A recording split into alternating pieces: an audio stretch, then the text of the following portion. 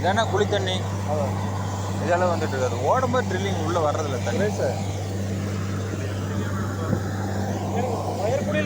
அது ஓடும்போது வர்றதில்லைங்க. அது நிறுத்தும் போது ப்ளஸ்ஸிங் பண்ணாதே தண்ணி லெவல் தெரியும். 1.5 இன்ச்சு வரும் பொருள். ஆமாங்க ஆமாங்க அதுதான் கணக்கு. இது அந்த பக்கம் தண்ணி போயிடுது கொஞ்சம்.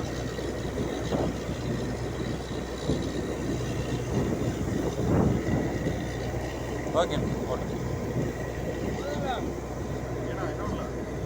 போதும்னு விட்டுறலாங்க. போதும்னு விட்டுறலாங்க.